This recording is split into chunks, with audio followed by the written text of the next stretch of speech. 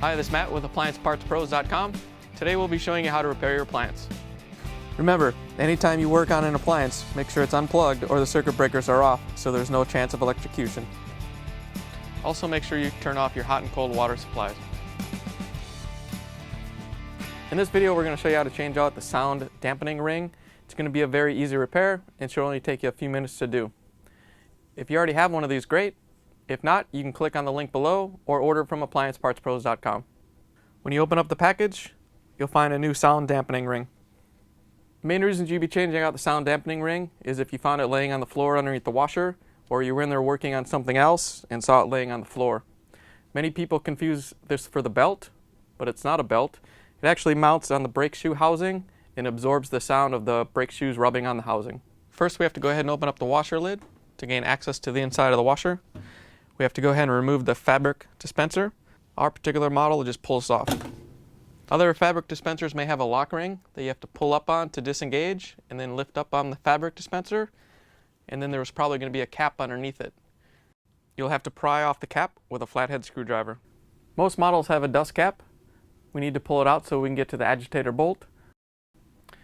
If the dust cap seal is damaged, you should order a new one from AppliancePartsPros.com.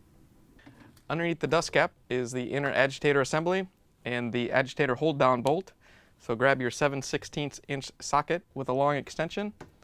When you first start to take out the bolt, it may be a little tight, so you have to reach down inside the tub and hold the lower agitator while you break it free.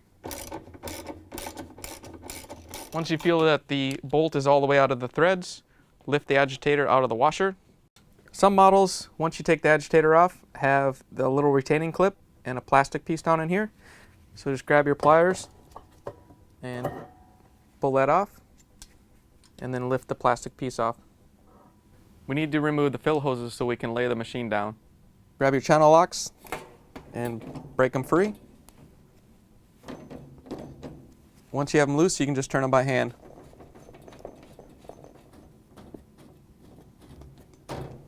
We can remove the clamp. Just grab it with your pliers, slide it up a little bit on the hose, and pull the hose off this white fitting.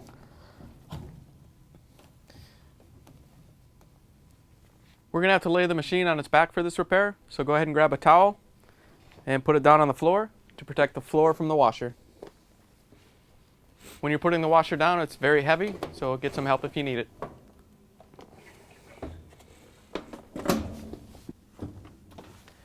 Now that we have the machine laid down, we have access to the underside of the machine so we can do the repair. First thing we have to do is get the pump out of the way.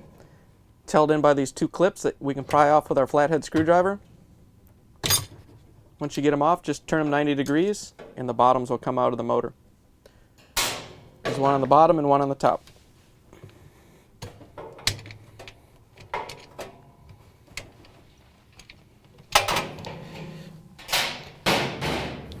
Once we have these out of the way, you can lift the pump off the motor and swing it up out of the way. We have to disconnect the electrical connection to the motor. It's held in by this little tab that you can lift up on with a flathead screwdriver and pull the wire connector off. Then we have to remove the wiring harness from the gear case mount.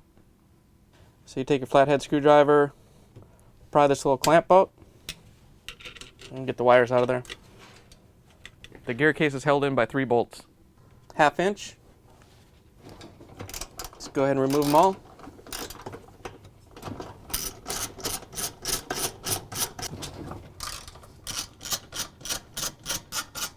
Before we remove the gear case, we'll lay a towel on the floor. It's probably going to have some oil on it. Now that we have everything disconnected, we can pull the gear case out.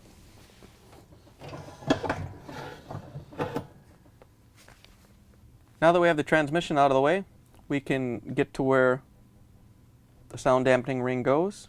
It goes right around the brake housing to quiet the brake shoes. Our sound dampening ring is still in one piece. But like I said earlier, usually people find this in the bottom of the washing machine broken and they think it's a belt or something. But it's not, it's just a sound dampening ring that goes on the brake housing. Here's the old sound dampening ring next to the new one. If you already have one of these, great.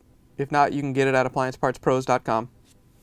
To put it on, all you have to do is stretch it out and put it over the brake housing. It doesn't get glued on or anything.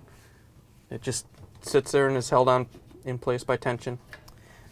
Before we put the gear case back in, we have to make sure that the brake cam driver and the clutch spring are lined up opposite. Otherwise, when you put them in, the brake cam will hit the spring and it won't go in all the way.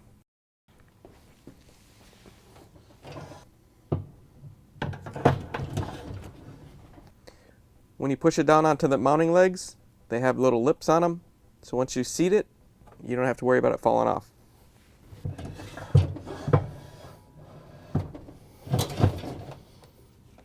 Now we can put in the bolts that hold the gear case in.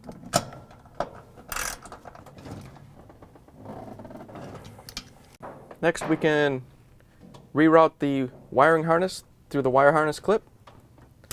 So get the wires in there and press it together to lock it. Plug the wiring harness back into the motor and then making sure that it locks into place. Okay, we're going to put the pump back in. We're going to put the rear bracket in first to make it easier. Once the pump's on the motor, it's kind of hard to get that back in there, so we're just going to lay it in the back like that. And then we'll go ahead and grab the pump and swing it back over the motor. Make sure you look at the flats on the shaft in the pump. The motor may have turned. You may have to adjust it so the pump slides back on right. Once you have it down, reach down and snap that rear clip on, and then do the front one.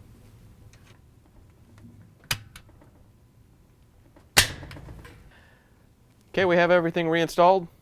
Make sure you get the washer up onto its feet as soon as possible so no oil drains out of the gear case. Now that we're done with the repair, we can lift the machine back up on its feet. Make sure you get somebody to help you. The machine's very heavy.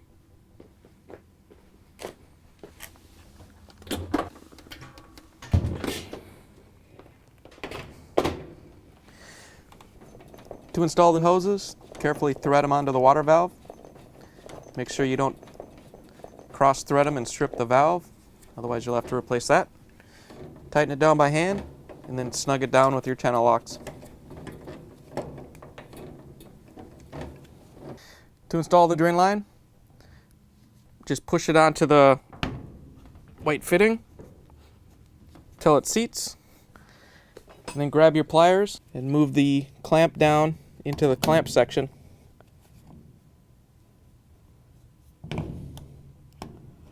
There's actually 2 lines on this hose that has the word clamp in between it that tells you where to put the clamp.